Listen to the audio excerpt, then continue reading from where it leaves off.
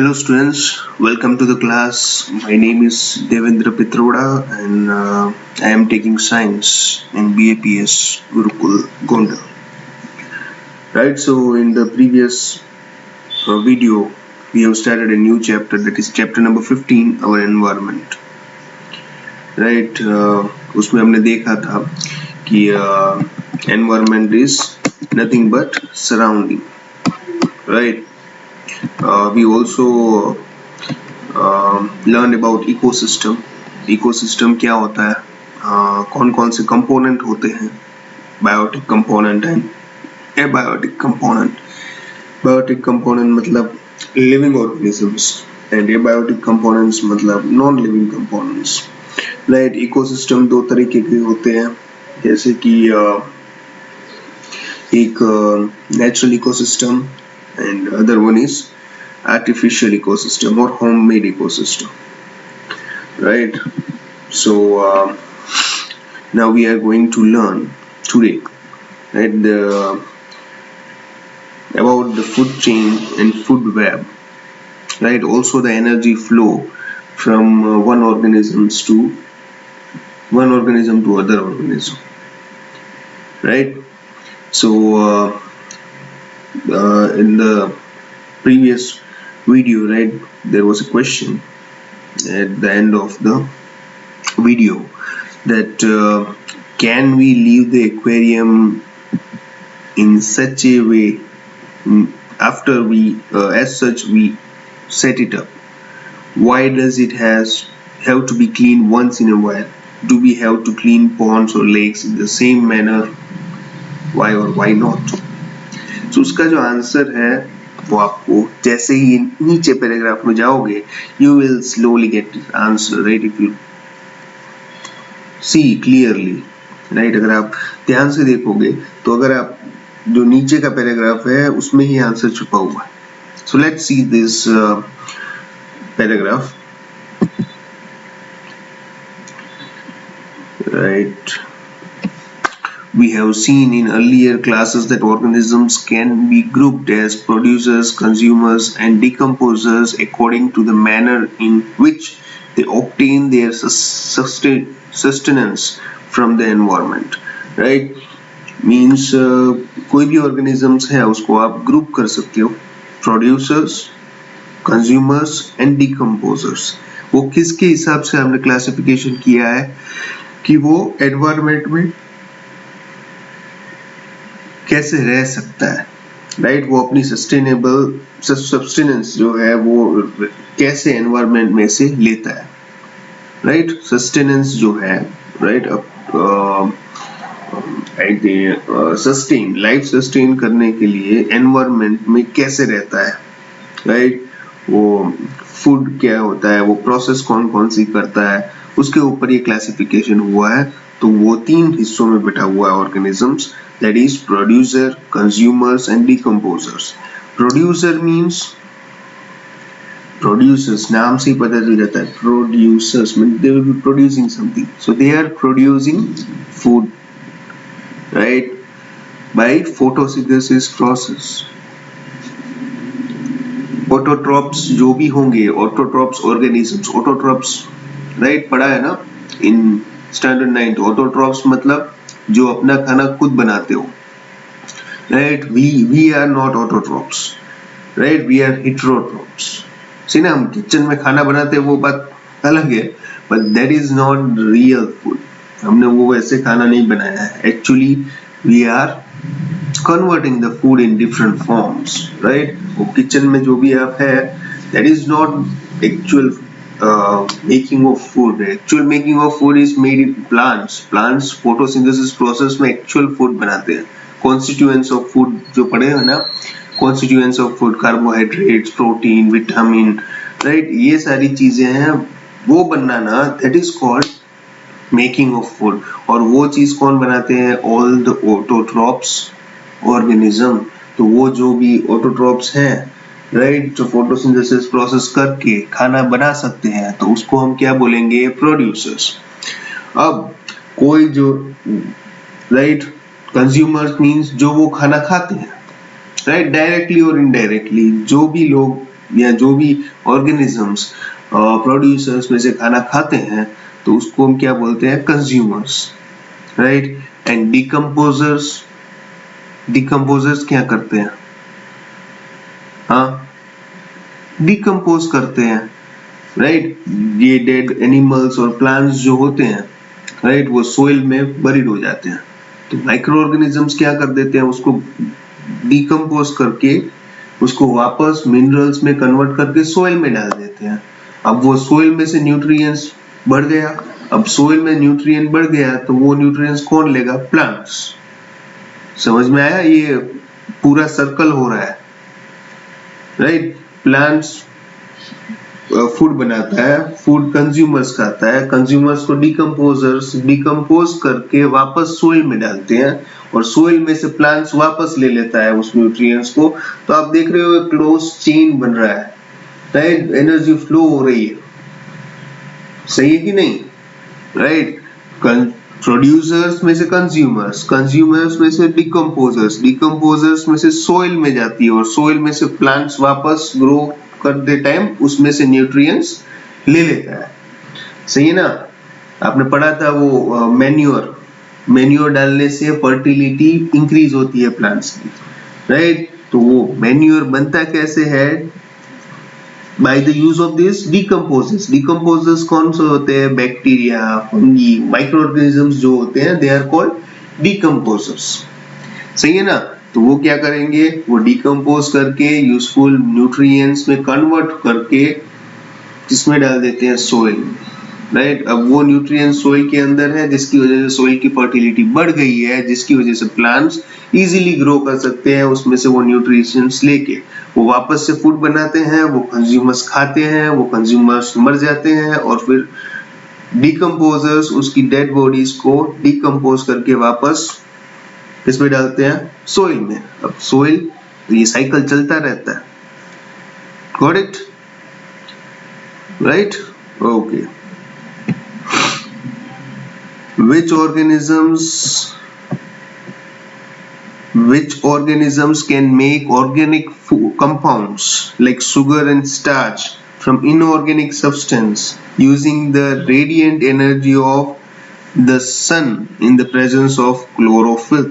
That means they are talking about photosynthesis process, right? Organic compounds मतलब sugar and starch और carbohydrates, right, ये सारे carbohydrate है, sugar and starch both are carbohydrate. तो carbohydrate it is a constituent of food, तो वो food बनाते हैं किसमें से, इनऑर्गेनिक सब्सटेंस। इनऑर्गेनिक सब्सटेंस मतलब water and carbon dioxide, right. Water and carbon dioxide inorganic substance है, उसमें से ऑर्गेनिक सब्सटेंस जैसे कि शुगर एंड स्टार्च में कन्वर्ट करते हैं using radiant energy. Radiant energy मतलब sunlight.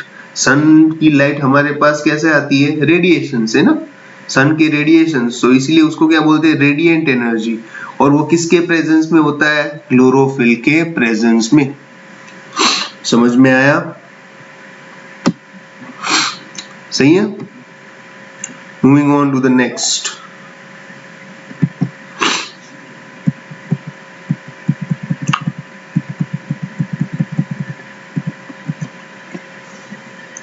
Organisms depend on the producers either directly or indirectly for their sustenance.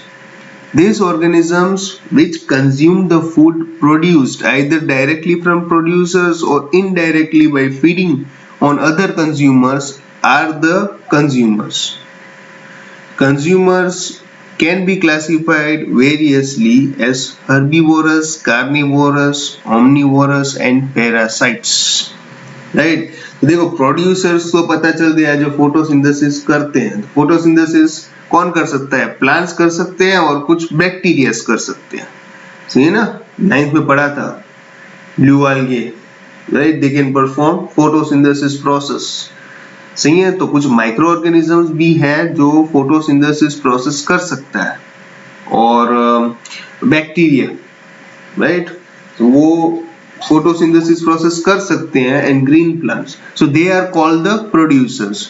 Basically जो ऑटोट्रॉप्स ऑर्गेनिजम्स होते हैं वो सारे क्या है, प्रोड्यूसर्स, राइट। अब कंज्यूमर्स क्या होते हैं, जो डायरेक्टली और इनडायरेक्टली प्रोड्यूसर्स को कंज्यूम करते हैं।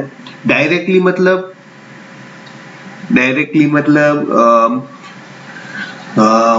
जैसे कि डियर होता है, डियर, राइट। डियर है वो पत्ते खाता है, घास खाता है, राइट।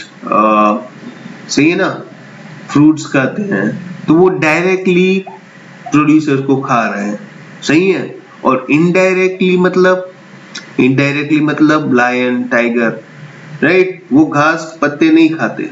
लायन टाइगर है वो घास पत्ते नहीं खाते, लेकिन वो डियर को खा जाते हैं, राइट। बट वो इनडायरेक्टली तो वो प्रोड्यूसर ही खाया ना, क्योंकि डियर के अंदर किसके फूड है, प्रोड्यूसर। अब वो डियर को कंज्यूमर खा जाता है, समझ में आया। तो डायरेक्टली और इनडायरेक्टली कोई भी लिविंग ऑर्गेनिज्म है तो वो किसके ऊपर डिपेंड होता है, प्रोड्यूसर के ऊपर, सही है। डायरेक्टली मतलब कि डायरेक्ट प्रोड्यूसर को खाना, राइट। इनडायरेक्टली मतलब कोई और कंज्यूमर है वो प्रोड्यूसर को खाता है और वो उस कंज्यूमर को खा जाता है, सही है, राइट। तो consumers can be divided into many terms, right, but some of them are given here, that is herbivorous, carnivorous, omnivorous and parasites.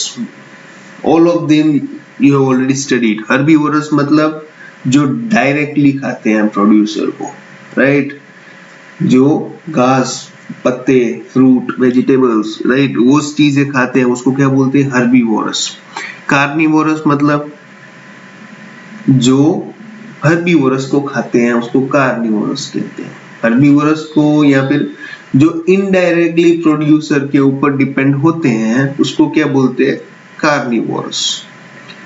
Omnivorous मतलब राइट, जो प्लांट्स भी खाते हैं और दूसरे एनिमल को भी खाते हैं उसको क्या बोलेंगे, ओमनिवोरस, राइट। एंड पैरासाइट्स मतलब पैरासाइट 9th स्टैंडर्ड में आ गया है। पैरासाइट मतलब ये माइक्रो ऑर्गेनिजम्स है जो किसी के अंदर चले जाते हैं, होस्ट बोलते हैं उसको, किसी के अंदर चले जाते हैं और फिर वो वहां पे ही अपना घर बना लेते हैं, राइट, सही है। उसमें से ही फूड लेते हैं, शेल्टर, सब कुछ अपना उसी में से लेते हैं। एक ऑर्गेनिज्म है वो दूसरे ऑर्गेनिजम्स के अंदर चला जाता है, राइट, और उसमें ही अपना घर बना लेता है, तो उसको हम क्या बोलेंगे, पैरासाइट्स, सही है, ओके, राइट। एक मूवी भी आई पैरासाइट्स करके, राइट, बहुत अच्छी मूवी है, एक बार जरूर देखना, सही है। One of the Oscar nominated movies थी, right, parasites. So these are the consumers, right? Herbivorous, carnivorous, omnivorous and parasites. सबके एक एक एग्जांपल में देता हूँ। Herbivorous मतलब काऊ, राइट, काऊ जो है वो घास फूस ही खाती है। Carnivorous मतलब लायन, टाइगर, जो दूसरे कंज्यूमर्स को खाता है, जो इनडायरेक्टली प्रोड्यूसर के ऊपर डिपेंडेंट है, डायरेक्टली नहीं। और ओमनिवोरस मतलब डॉग सब कुछ खाता है, राइट। आप उसको रोटी दो तो रोटी भी खाता है, माउस को भी खा जाता है, राइट। सो ईट्स बोथ, प्लांट प्रोडक्ट भी खाता है और एनिमल प्रोडक्ट मतलब एनिमल्स को भी खाता है, दूसरे एनिमल्स को भी। एंड पैरासाइट्स फंगी, राइट, तो फंगी एक टाइप होता है जो दूसरे के अंदर घुस जाता है, जिसको होस्ट बोलते हैं हम, और वहां पे उसको अपना घर बना लेता है। So that is called parasites. सबके एक एक एग्जांपल दे दिए मैंने, right? You have to give me at least one example of each apart from what I have said, right? जो भी मैंने बोले हैं उसके अलावा सबके लिए एक एक एग्जांपल, राइट? हो सके तो प्लीज कमेंट में लिखना, राइट? सबके लिए एक एक example. Okay, moving on to the next, right? तो हमारा जो क्वेश्चन था, राइट, कि भाई क्या होगा अगर हम एक्वेरियम साफ नहीं करेंगे तो, और अगर हम एक्वेरियम साफ करते हैं तो पॉन्ड्स और लेक को भी साफ करना जरूरी है कि नहीं, राइट? तो देखते हैं। Imagine the situation where you do not clean the aquarium and some fish and plants have died. Have you ever thought what happens when an organism dies? The microorganisms comprising bacteria and fungi break down the dead remains and waste products of organisms. These microorganisms are the decomposers as they break down the complex organic substance into simple inorganic substance that go into the soil and are used up once more by the plants. This is what I have already explained, right? Decomposers. Decomposers picture में कब आते हैं? जब कोई dead plants या dead animals, right, वो soil में आ जाता है तो क्या होता है? माइक्रो ऑर्गेनिजम्स उसको डिकम्पोज करके, मतलब कॉम्प्लेक्स सब्सटेंस में से simple substance, complex organic substance जो होते हैं, राइट, उसको सिंपल इनऑर्गेनिक सब्सटेंस में कन्वर्ट करके किसमें डाल देते हैं? सोइल में, राइट? कॉम्प्लेक्स हमारी बॉडी है वो कॉम्प्लेक्स ऑर्गेनिक सब्सटेंस की बनी हुई है। अब उसमें किस में कन्वर्ट कर देते हैं? Simple inorganic substance, right? Nutrients में कन्वर्ट कर देते हैं। सिंपल इनऑर्गेनिक सब्सटेंस कौन से है? Nutrients, right? ओके, अब वो सोइल में डाल देते हैं और सोइल में से वो प्लांट्स हैं वो वापस उसको यूज कर सकते हैं, right? What will happen to the garbage and dead animals and plants in their absence? इसलिए एक्वेरियम को हमको, एक्वेरियम का पानी है उसको क्लीन करना पड़ता है with in an interval of time, क्योंकि वहां पे तो कोई डिकम्पोजर्स हमने डाले नहीं है, राइट? सो नेचुरल डिकम्पोज नहीं हो जाएगा, इसलिए वहां पे गार्बेज है वो इकट्ठा हो जाता है, वो डिकम्पोज नहीं हो पाता है, सही है? जब लेक्स और पॉन्ड्स में क्या होता है कि वहां पे माइक्रोऑर्गेनिजम्स होते हैं, वो नेचुरल डिकम्पोजिशर्स होते हैं, तो वो गार्बेज को इकट्ठा होने नहीं देता है। जो डिकम्पोज हो सकता है वैसा, राइट, जो रिवर गंगा है, सही है ना, राइट? वहां पे लोग वो अस्थियां जो है वो डालने जाते हैं, राइट? बट उसमें भी वो डिकम्पोज हो जाता है। आप सोचो इतना सारा वो डाला होगा उसके अंदर गंगा में, राइट? इतना सारा, अब तक देख लो आप कितने सारे अस्थि उसके अंदर बहा दिए होंगे, राइट? तो वो अभी तक में तो पूरा भर जाना चाहिए ना, बट व्हाट इज हैपनिंग कि उसमें डिकम्पोजर्स हैं वो उसको डिकम्पोज कर देते हैं, राइट? सही है कि नहीं? तो वो नेचुरल रिप्लेनिशमेंट है। नेचुरल रिप्लेनिशमेंट मतलब सोइल में जो न्यूट्रिएंट्स खत्म हो गए हैं, राइट, जो कम हो गए हैं, वो वापस से रिचार्ज कर देते हैं डिकम्पोजर्स। डिकम्पोजर्स, जब प्लांट्स है वो सोइल में से न्यूट्रिएंट्स ले लेता है, राइट? अब वो ले लेने के बाद फूड बनाता है। अब फूड कौन खाता है? कंज्यूमर्स। तो वो न्यूट्रिएंट्स किस में चले गए? कंज्यूमर्स में।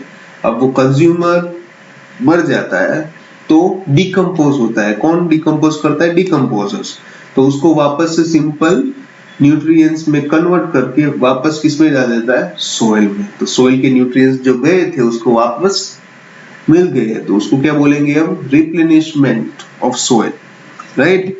तो ये जो नेचुरल रिप्लेनिशमेंट ऑफ सोइल होता है डिकम्पोजर की वजह से, राइट, तो वो नहीं हो पाएगा, राइट? कई बार आपने देखा होगा कोई भी चीज वो मूवीज वगैरह में दिखाते हैं, राइट, कि डेड बॉडी है उसको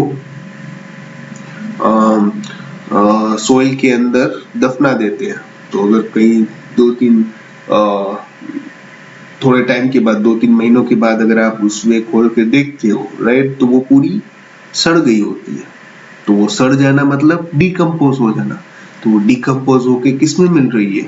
सोइल के साथ, राइट। वो माइक्रो ऑर्गेनिजम्स है, वो उसको डिकम्पोज करके वापस सिंपल इनऑर्गेनिक सब्सटेंस में कन्वर्ट करके सोइल में मिक्स हो रहा है। सही है। तो अगर ये डिकम्पोजर्स, ये माइक्रो ऑर्गेनिजम्स नहीं होते तो डिकम्पोजिशन नहीं हो पाता, और डिकम्पोजिशन नहीं हो पाता तो गार्बेज बहुत बढ़ जाता। राइट, अब समझ लो the importance of decomposers. Right, अगर डिकम्पोजर्स नहीं होगा तो सोइल में वापस से न्यूट्रिएंट्स नहीं आते, तो सोइल वापस से फर्टाइल नहीं हो पाता। सही है। Okay, moving on to the next activity 15.2। Right, देखते हैं वापस फिर से उसमें। राइट, उसके पहले ये देख लेते हैं food chain and webs. Food chain already आपने पढ़ा हुआ है। फूड चेन, राइट, मतलब क्या होता है फूड चेन?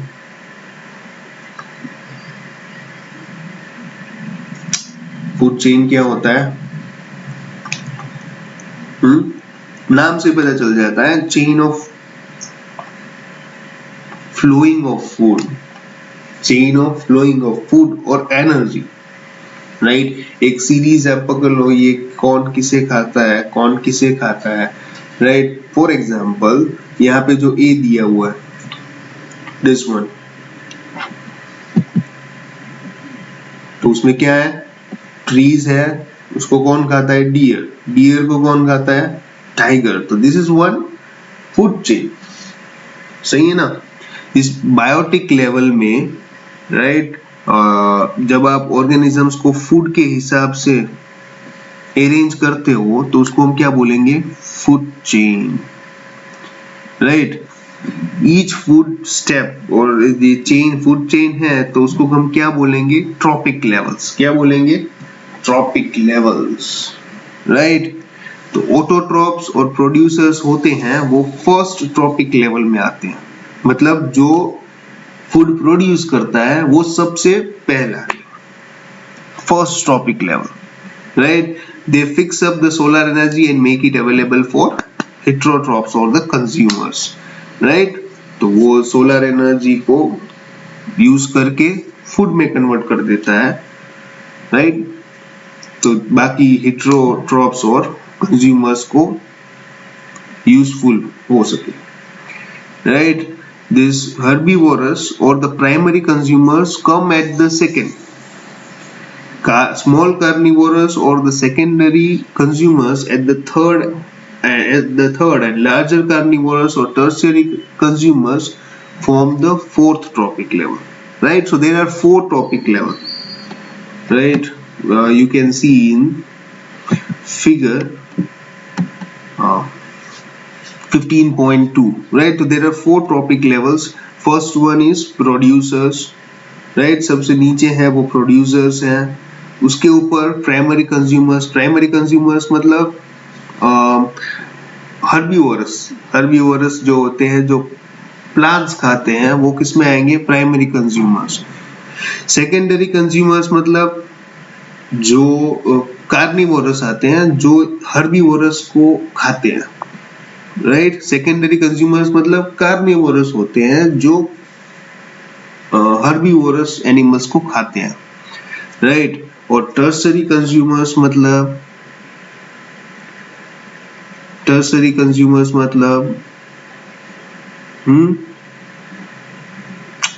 लार्जर कार्निवोरस मतलब जो सेकेंडरी कंज्यूमर्स को खा जाते हैं।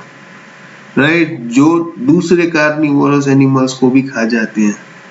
राइट, तो उसका अगर एग्जांपल लेंगे, प्रोड्यूसर मतलब प्लांट्स, प्राइमरी कंज्यूमर्स मतलब आप इंसेक्ट कह सकते हो, इंसेक्ट। राइट, और सेकेंडरी कंज्यूमर मतलब प्लांट्स जो होते हैं, इंसेक्ट उसको खाता है। इंसेक्ट को कौन खाता है? फ्रॉग। तो फ्रॉग क्या हो गया? Secondary consumer. फ्रॉग को कौन खाता है? स्नेक, सही है। तो वो ऊपर ऊपर जाएगा और वो टर्सरी कंज्यूमर्स में आ जाएगा। समझ में आया? तो सबसे पहले प्रोड्यूसर्स जो खाना प्रोड्यूस करते हैं, उसके बाद आता है प्राइमरी कंज्यूमर्स, उसके बाद आता है सेकेंडरी कंज्यूमर्स और सबसे ऊपर आता है टर्सरी कंज्यूमर्स, राइट। तो अगर आप देखोगे तो एनर्जी है वो बना कौन रहा है? प्रोड्यूसर्स। फिर वो एनर्जी किसमें, वो प्रोड्यूसर्स में से एनर्जी किसमें जाती है? Primary consumers. फिर प्राइमरी कंज्यूमर्स में किसमें जाती है? Secondary consumers. और सेकेंडरी कंज्यूमर्स में से टर्शियरी कंज्यूमर्स। समझ में आया? तो ये फूड चेन है, वो फूड तो फ्लो कर रहा है, बट आप इसको अगर एनर्जी के टर्म में देखो तो वो फ्लो ऑफ एनर्जी है, right. Flow of energy, producers में से प्राइमरी कंज्यूमर्स, प्राइमरी कंज्यूमर्स में सेकेंडरी कंज्यूमर्स, सेकेंडरी में से टर्शियरी कंज्यूमर्स। समझ में आया? और ये जो ट्रायंगल शेप बन रहा है ना, वो भी इसलिए दिया हुआ है, it shows the amount of energy. तो सबसे पहले अगर आप कंसीडर करो प्रोड्यूसर्स, तो प्रोड्यूसर्स के पास बहुत ज्यादा एनर्जी है, प्रोड्यूस करते हैं, तो वो सारी की सारी है वो प्राइमरी कंज्यूमर्स तक नहीं जाएगी, राइट, कम जाएगी। प्राइमरी कंज्यूमर्स के पास जो एनर्जी आई प्रोड्यूसर्स में से, वो सारी की सारी सेकेंडरी कंज्यूमर्स तक नहीं जाएगी। समझ में आया? उसका फ्रैक्शन ही जाएगा, बाकी की जो एनर्जी है वो वेस्ट हो जाती है एटमॉस्फेयर में। समझ में आया? तो सारी की सारी एनर्जी है वो कन्वर्ट नहीं हो सकती, वो पास ऑन नहीं हो सकती। एक ट्रॉपिक लेवल में से दूसरे ट्रॉपिक लेवल में पूरी की पूरी एनर्जी ट्रांसफर नहीं होती है, a fraction of it is been transferred, बाकी जो है वो लॉस हो जाता है एनवायरनमेंट में, जो हम एनर्जी यूज नहीं कर पाते हैं, right. Heat energy, sound energy, right, तो वो उसमें चला जाता है, राइट, डाइजेशन में यूज हो जाता है, सही है। तो वो सारी चीजें यूजफुल एनर्जी में कन्वर्ट नहीं होती है, तो वो लॉस ऑफ एनर्जी होती है, राइट। तो सबसे ज्यादा एनर्जी प्रोड्यूसर के पास होगी। अब वो प्रोड्यूसर्स में से कुछ फ्रैक्शन है वो प्राइमरी कंज्यूमर्स को पास होगी, उसमें से कुछ फ्रैक्शन है वो सेकेंडरी कंज्यूमर्स को पास होगी, उसमें से कुछ फ्रैक्शन है वो टर्शियरी कंज्यूमर्स को पास होगी, राइट। तो ये आपका जो ट्रॉपिक लेवल है वो धीरे धीरे एनर्जी है वो धीरे धीरे कम होती जाएगी। प्रोड्यूसर के पास सबसे ज्यादा, उससे कम होगी प्राइमरी कंज्यूमर के पास, उससे कम होगी सेकेंडरी कंज्यूमर्स के पास, और उससे कम होगी टर्शियरी कंज्यूमर्स के पास। इसीलिए उसका शेप है वो ट्रायंगल, प्रोड्यूसर का सबसे ज्यादा, प्राइमरी का उससे कम, सेकेंडरी का उससे कम, और टर्शियरी का उससे भी ज्यादा कम, सही है। तो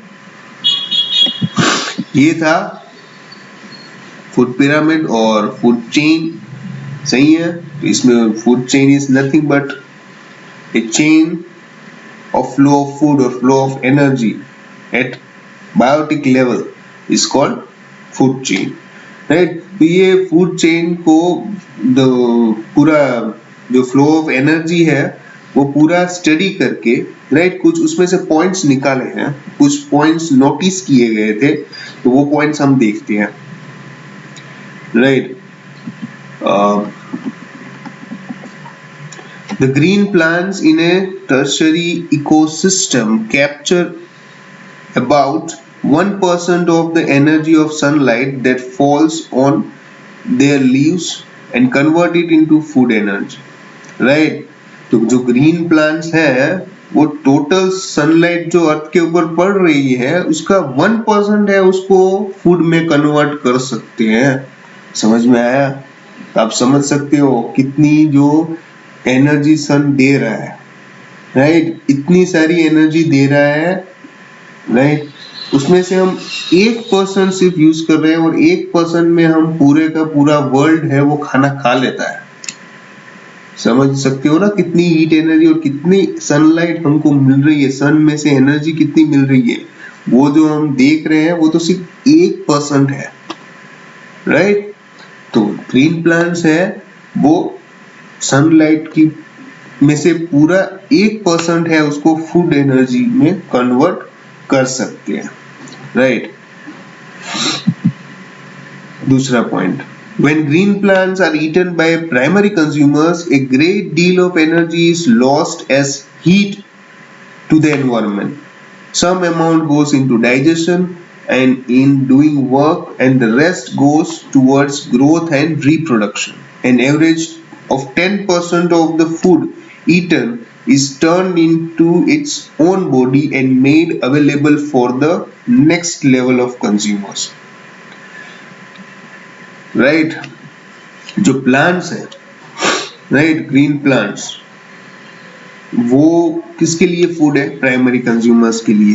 तो जब वो ग्रीन प्लांट्स में से प्राइमरी कंज्यूमर्स में एनर्जी ट्रांसफर होती है, राइट, तो ज्यादातर एनर्जी है वो लॉस हो जाती है, एनवायरमेंट में लॉस हो जाती है, वो हमारे यूज में नहीं आती है, जैसे कि heat energy, right, digestion, photosynthesis process करने में भी एनर्जी यूज हो जाती है, ग्रोथ, रिप्रोडक्शन, राइट, तो उसमें वो एनर्जी यूज हो जाती है। तो अगर आप अंदाजा निकाले तो on an average 10% of food eaten is turned into its own body. सही है ना, राइट? तो एक तो ग्रीन प्लांट्स है वो 1% सनलाइट को फूड एनर्जी में कन्वर्ट कर सकता है, और उसमें भी वो 10% है, वो उसमें से सिर्फ 10% ही वो प्राइमरी कंज्यूमर्स को दे सकता है। सही है? अब प्राइमरी कंज्यूमर्स में से भी 10% है वो सेकेंडरी कंज्यूमर्स को जाएगा। सही है ना? तो आप कंसीडर करो 1% का 10% ट्रांसफर हो रहा है, 1% का 10%। समझ में आया? और वो 1% का 10% का भी 10% वो किधर जा रहा है? सेकेंडरी कंज्यूमर्स को। समझ में आया?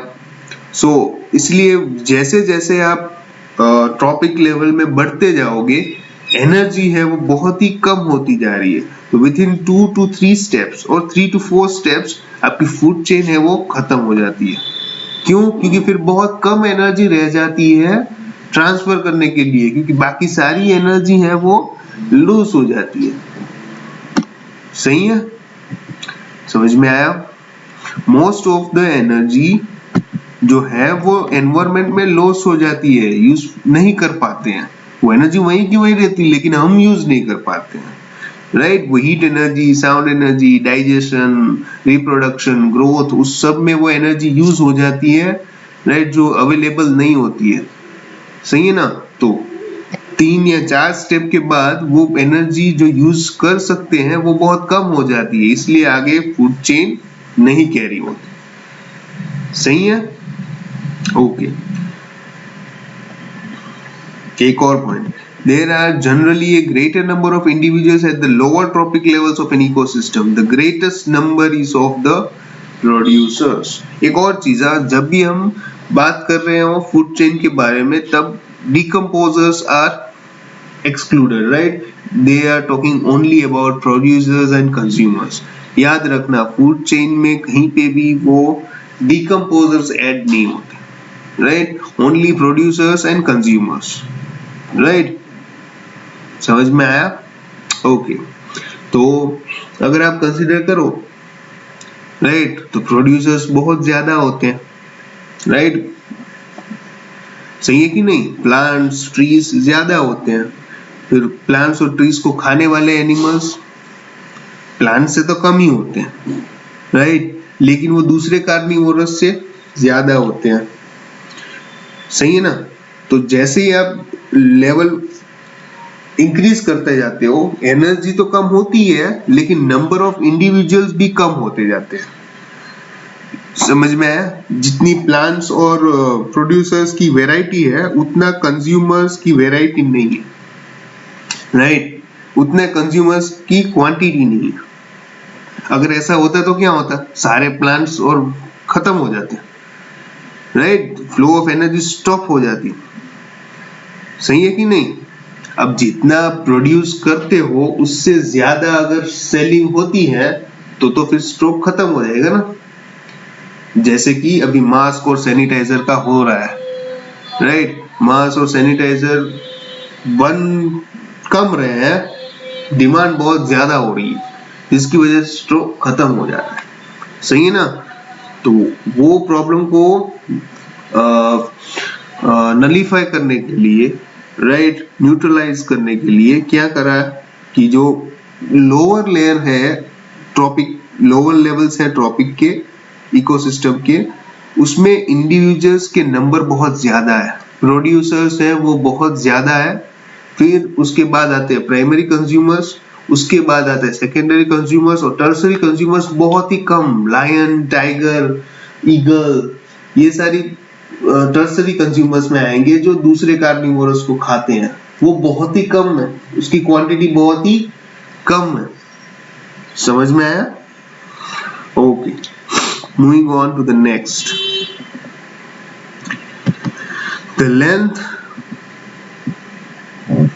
The length and complexity of food chain vary greatly, right? तो बहुत सब में फूड चेन सेम नहीं होती है।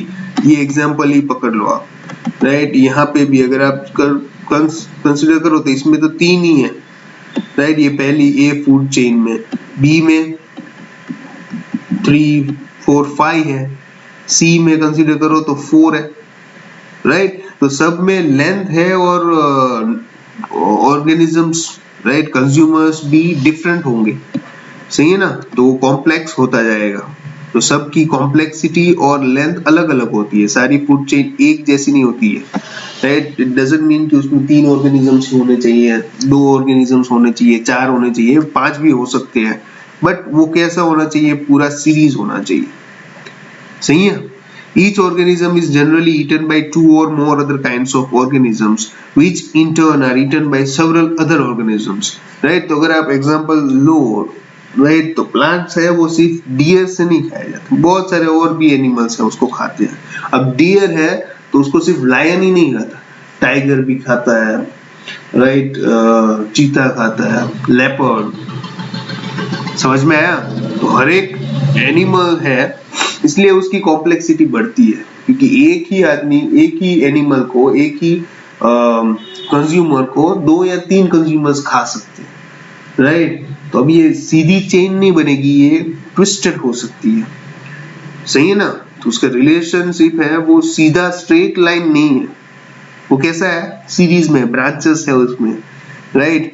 कि भाई ये लायन भी खा सकता है, टाइगर भी खा सकता है, लेपर्ड भी खा सकता है, राइट?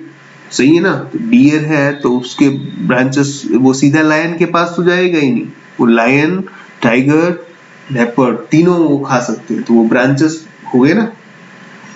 सही है कि नहीं?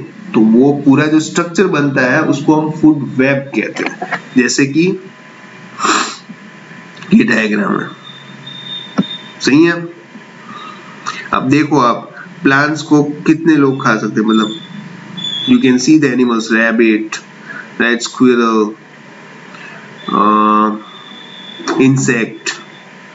सही है ना? ये this type of microorganisms, right? Scorpion. सही है? अब उसको अगर आप ऊपर चले जाते हो, राइट, उसको भी बहुत सारे लोग, स्नेक है तो वो बर्ड को भी खा सकता है, फिर फ्रॉग को भी खा सकता है, तो फ्रॉग को स्नेक भी खा सकता है और दैट बर्ड भी खा सकता है, राइट? सही है कि नहीं? अब स्नेक है तो स्नेक को ईगल भी खा सकता है और पीकॉक भी खा सकता है, राइट? स्क्विरल है तो स्क्विरल को आउल भी खा सकता है, स्नेक भी खा सकता है, राइट? बहुत सारे लोग खा सकते हैं। सही है ना? तो इट बिकम्स कॉम्प्लेक्स, अब वो कॉम्प्लेक्स हो जाता है, और जो ये पूरा जो है वो ब्रांचेस के साथ बनता है, इसलिए उसको हम फूड चेन के साथ साथ क्या कहते हैं? Food web. अगर एक ही चेन है तो उसको हम बोलेंगे फूड चेन, लेकिन अगर बहुत सारी चेन ब्रांचेस में अगर आप उसको डिस्प्ले करते हो तो वो क्या बन जाता है? Food web. ओके स्टूडेंट्स, तो आज यहीं तक रखते हैं, राइट? अगर कोई डाउट या क्वेरी है तो आप कमेंट बॉक्स में कमेंट पूछ सकते हैं, डाउट पूछ सकते हैं, मैं जरूर से आंसर दूंगा। Till then, bye bye.